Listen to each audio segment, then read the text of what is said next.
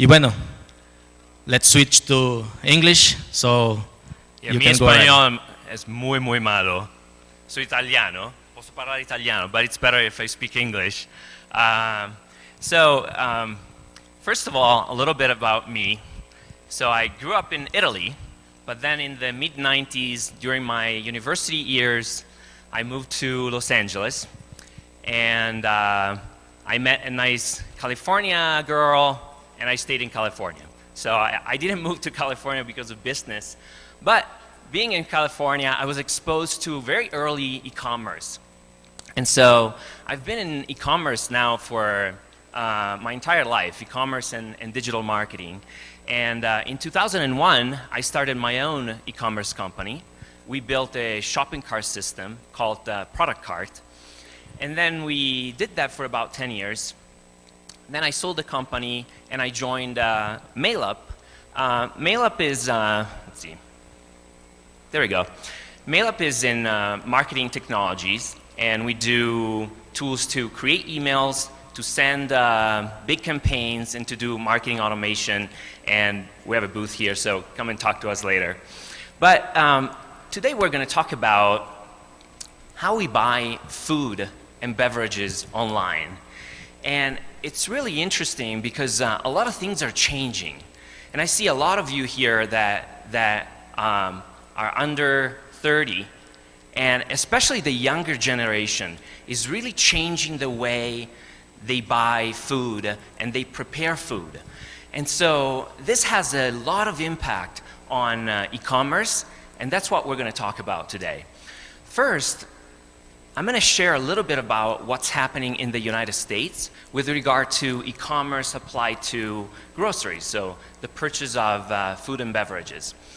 So in the United States right now, online grocery shopping accounts for about 5.5% of total grocery shopping. About 30% of families buy some food and beverages online, and when they buy food and beverages online, they normally spend about $69 per order. And there's still a lot of people that don't buy food online. So we're still early, very early in the process. And we're seeing big changes happening. Now, when we look at e-commerce overall, they just shared with you that here in Mexico is about 4% of retail sales. In the United States, e-commerce is about 13.5% of retail sales. But again, grocery shopping is about 5.5%. So grocery shopping is behind the curve, is lagging behind. There's other things like apparel, where it's almost 30%, almost a third of all apparel is purchased online. Travel, even more, as you saw in some of the statistics that were shared. If we dive into the data a little bit more, there is some growth. So for example, from 2017 to 2018, it grew about 20%, grocery shopping. But a lot of the growth comes from people that are already buying some food and beverages online, and they buy more. There's still a lot of people that are simply not buying online. The 50% of people that were asked say, we're not yet interested. And we'll look at some of the reasons why. What's going to happen next? A lot of things are changing, and so some of the companies that do market research believe that this part of e-commerce is actually going to accelerate very, very fast in the next few years. They expect online grocery sales to reach $100 billion in the United States by 2022. And they expect by then that 70% of families will buy online. In addition, they believe that a lot of the boring food that we buy, so the dry food, for example, pasta and rice and cookies and canned vegetables, that kind of stuff, a lot of that may move to online purchasing. So there's a lot of growth. A lot of people are not buying groceries yet. And so the giant in the room, Amazon, said, well, wait a second, I need to get more involved. In fact, Amazon looked at their own data And they saw that of their people, only 11% were buying food or beverages through Amazon. Over 70% of people in the United States have bought from Amazon something, but a very small amount of them actually buy food. So what did Amazon do? They said, well, I'm going to invest into the space. In 2017, in the summer of 2017, they made a big acquisition. They bought a chain of supermarkets called Whole Foods for over $13 billion. So they now have almost 500 supermarkets, nice kind of upscale supermarkets, which tells us one fundamental thing that's going to be true for the foreseeable future. When it comes to food, it's never going to be either online or offline. It's always going to be both. In fact, the e-commerce giant decided that the only way for them to grow in that category was to go offline. So they bought this big store, and now they're integrating what they're doing in terms of marketing. So their Prime program allows you to get discounts when you go into the store. It also allows to get you deliveries and things like that. So Amazon made a big move, and that move is also connected to some changes that they saw in the way we buy food and we prepare food. And especially the younger generation is really driving this. So let's look at some of these changes. First of all, we spend more time going back and forth between the home and work. This chart looks at the United States, but it's true for a lot of other countries. Where I live in the San Francisco area. You can see people spend on average an hour every day going back and forth between home and office. And it's going up, which means I have less time to do other things, including buying food and prepare that food. Another big trend, people are more conscious, pay more attention to quality than they did in the past. They want to know what they're eating and how that affects their health. When they were asked, 70% of US and UK consumers said, we want to know the ingredients in the food that we're eating. And again, younger people are really driving this. I have 4 kids and 2 daughters that are teenagers. My 18-year-old daughter uses an app that tells her what she should eat next. So she tells the app what she ate, and the app tracks calories, and it'll also tell her, hey, you're not eating enough iron or calcium, or you should eat more veggies. My second daughter is 16, and she's a vegetarian, and she's very, very committed to being a vegetarian. She thinks that it's a way to improve the environment. These are young people that are very different from the way I was when I was 18. When I was 18 years old, I was not that careful about what I ate, what impact that food had on me, and what impact that food had on society. Young people today are much more careful about all that, and that impacts the way they purchase food and the way we, as providers in e-commerce, can provide them with information and the tools they need. Another trend is, just like my daughter, that's 16, who's a vegetarian, there is a trend worldwide to move to more plant-based diets. So the number of people that consider themselves either vegetarian or vegan or pescatarian, meaning they only eat fish, or, this is a funny word, flexitarian, meaning they eat meat and fish only occasionally. That number is going up. In the United States right now is about 18%. And that obviously has a big impact on how they buy food and what they prepare, etc., etc. Now, the interesting thing is that when asked, people said that a change in their diet happened very recently, in the last 5 years or so. This is a trend that's happening right now, and it's accelerating. And again, younger people here worldwide, the number of people that consider themselves vegetarian, on average is 3%, but people under 35 is double that. 6% of them consider themselves vegetarian. And this is a new generation that's growing up and it's going to buy more and more food. Here's something that I was not expecting when I did research for this presentation, because it's kind of in contradiction with some of the things that we just talked about. People actually want to cook more, not less. Research has been done, and this is not just the United States, this is research that's been done in many, many countries. When they were asked, people said, next year we want to cook more, not less. I was not expecting that. Not only that, but younger people, 39% of people under 35 said next year we want to cook more. So they have less time, but they want to cook more. Very interesting, and we will see how this affects the way they buy food and how it affects e-commerce in a big, big way. Another interesting thing is, in the 80s and 90s, this was going down. Actually, people were cooking less, and they were buying ready-to-go food more, etc. The trend changed at the turn of the century, and it's in the last 20 years that people have been cooking more.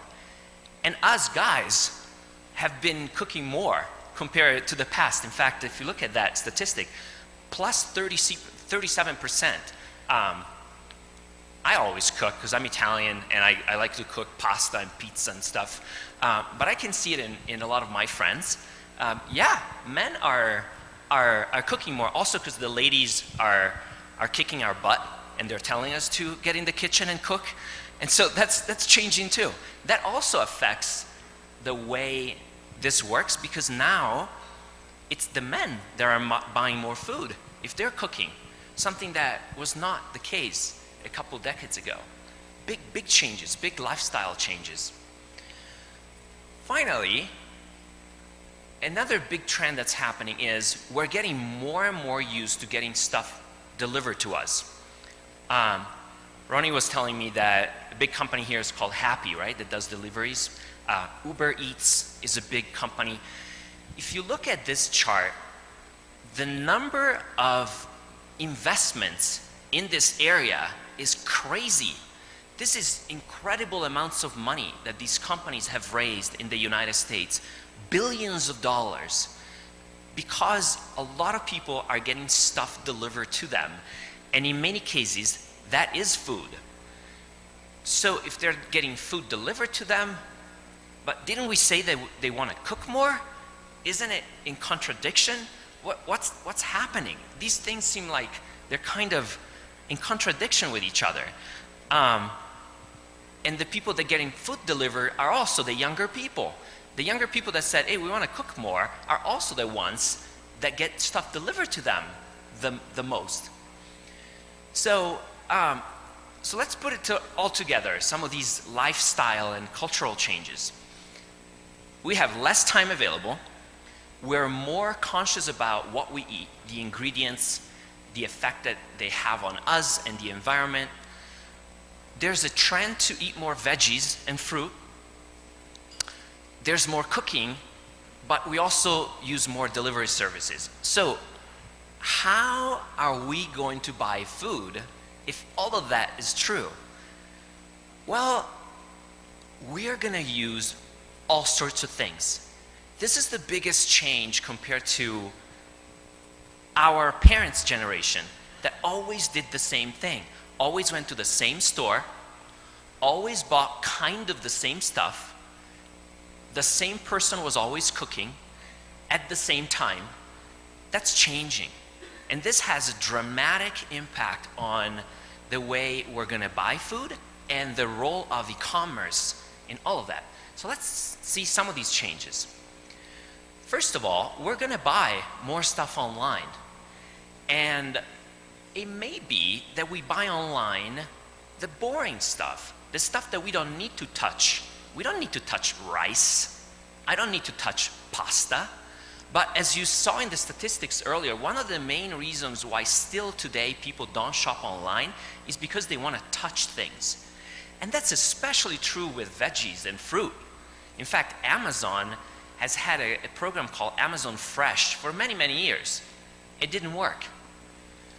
So if more people are buying more fruits and veggies, but they want to touch those fruits and veggies, likely that's not the stuff they're going to buy through this kind of program. Some may, but most people will not. But they have less time, so they may buy more of the boring stuff, the stuff that they don't need to touch. That stuff will be bought online. And in fact, there are companies like Fresh Direct that do hundreds of millions of dollars in sales that have raised a lot of money. And later, maybe we'll return to this, talking about the case of Webvan. Webvan was a famous disaster in e-commerce 20 years ago. We'll come back to that in a minute. These companies are getting very efficient with logistics, etc. They're great at it. So we might buy some of that stuff online, and a difficult part for them is getting that delivered quickly to me. Many of them are now partnering with the delivery services to get that product delivered to me fast. So Walmart, for example, in the United States, has partnered with DoorDash and Postmates to get the stuff delivered quickly. So that's one thing. We want to cook more, but we don't have time for shopping, and we want to know what we're eating. A big trend that's happening in the United States right now is companies shipping to you a box of things, of quality things, where you cook, but they do the shopping. This is a big trend. Blue Apron is a company that went public in the New York Stock Exchange. So these are not small companies, these are big companies. So a lot of people that say, you know what, I trust that you're gonna give me quality ingredients, I know what I'm eating, but I still wanna cook. So send it to me, and I'll take care of it. This stuff though is not cheap, it's expensive. Typically $10 per person per meal, so that's expensive. And in fact, some of these companies are struggling in acquiring customers. Blue Apron, for example, when they went public in their IPO, their stock was $10. If you check now, it's $1. So we'll see if this works. But it makes sense to some extent that it caters to some of those needs that we were talking about. Another thing, if I need more veggies, but I don't want Amazon to send me veggies because I don't trust that they are sending me good tomatoes, maybe I will buy directly from the farm. So that's another trend in e-commerce that's happening right now. E-commerce providers that sit between consumers and farmers. And they create some new channels for farmers, especially small farmers, where once a week I get to my house a box with fruit and veggies that the farmer picked. So I trust I don't trust Amazon to pick apples, but I trust a farmer that they will send me some good apples, right? So this is another thing that's growing a lot. Here too, though, it's not cheap. And so companies that have gotten into this space have had some problems with making it all work in terms of the business. In fact, this company, for example, Door-to-Door Organics, raised $30 million, so a lot of money, and then they shut down. But there's more and more of these companies that are getting more efficient. They're using mobile phones for ordering. And this is another interesting trend that creates opportunities for e-commerce. finally, I get home and you know what? There's something new in my kitchen, and it's called Google Home. Some of these devices are now available in Latin America as well. They are selling like crazy. They sold over 100 million of these devices. Google Home, Amazon Echo with Alexa, and many other devices. So there's this new device in my kitchen. It's growing the penetration of these devices, and they're kind of an assistant to me. Right now, I mostly tell Google Home, hey Google, play some jazz, because I'm cooking and my hands are dirty and it helps me play music. Or my daughter, for example, I have an 11-year-old daughter that discovered that Google can translate. And so she will say, hey Google, how do you say you're a pretty girl in Italian? And Google will reply, tu sei bellissima. So she has Google talk to her back and pay her compliments. So these are kind of the silly things that we use these devices now. And in fact, when people were asked, do you use these devices to order anything? No, not yet. But as we get more used to these devices, and by the way, the same assistant, the same Google Assistant is in my Android phone. It's the same assistant. The more we get used to this stuff, the more I could say I could get home late, I didn't do the shopping, I want to stay with my kids, I don't want to go to the store, and I could say, hey Google, can you buy some pasta and basil because I want to cook pesto? Why not? I could definitely see that coming in the future if that triggers an order that's delivered to me very, very quickly. In fact, that's already possible right now with Amazon Alexa. I can tell Alexa to order stuff for me. And the other crazy thing that's happening is that the way stuff is delivered is also becoming a big area of innovation. Postmates is going to start testing in Los Angeles in the next few months an automated rover, an autonomous vehicle. This is not the future. They're going to start in 3 months. It's a little guy that goes on the sidewalk. It can travel up to 50 kilometers, and it can go to a restaurant or a store. They put in the thing, and then it gets delivered to me very, very quickly. Call it crazy or call it innovation. The point is, things are changing in the way we buy food, we get the food delivered to us, and the way we prepare food. And I think we're gonna see tremendous changes in the next few years. And us in e-commerce and digital marketing can play an incredible role in being part of that change. Thank you very, very much for having me here. I'm very excited to be here in Mexico City. It's the first time for me. And now we can opening up to questions. Yeah. I have some questions about your presentation. We talked here about logistics, fulfillment, delivery, and I was in different projects for this kind of industry, and I saw the fulfillment is a big challenge for this industry, right?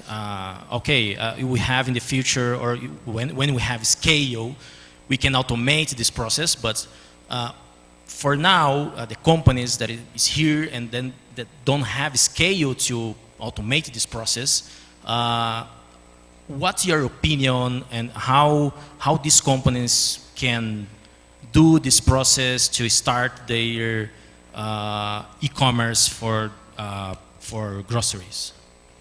Yeah, so are we out of time already?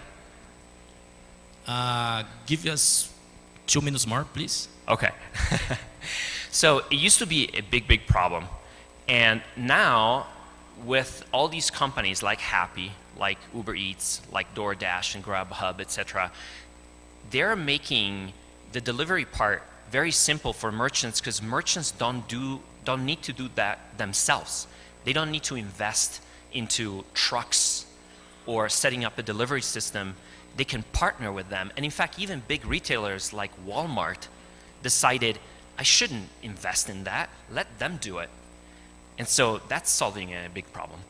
Yeah, I will try to give you two questions in one, okay? Okay. The first one is about marketing. When we talk different industries, we can see a journey that the customer needs to, you have awareness, consideration, and after that you have the strategies to convert, right?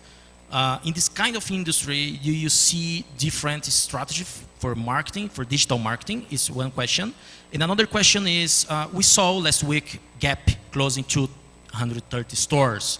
And the CEO in Shop Talk said, okay, they are closing this store, but they will open other kind of stores, right? Okay, we are seeing it's happening in other industries. But in grocery, I didn't see a lot of news supermarkets closing stores.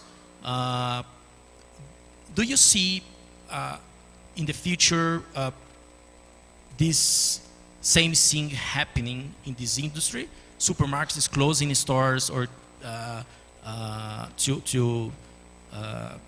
because the e-commerce, because the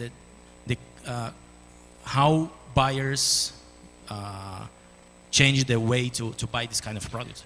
Yeah. So, no. I think the answer is no, and we can see it from Amazon itself that's actually investing in stores. I think the stores will change because if we buy more stuff online, and we were talking last night, stores don't want to have toilet paper and that kind of big, bulky, inexpensive, boring stuff in the stores. So imagine we buy more of that online.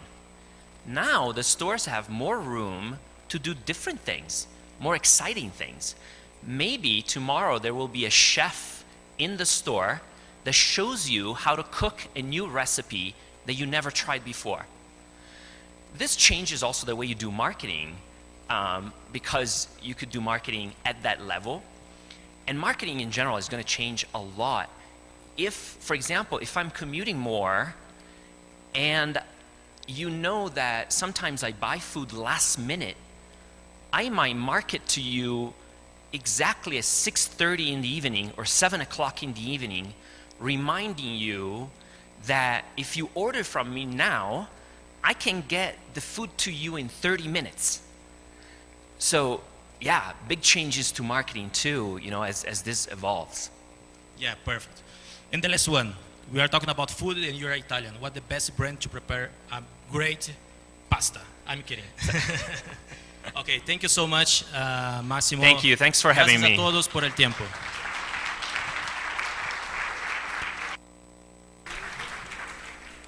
Thank you very much.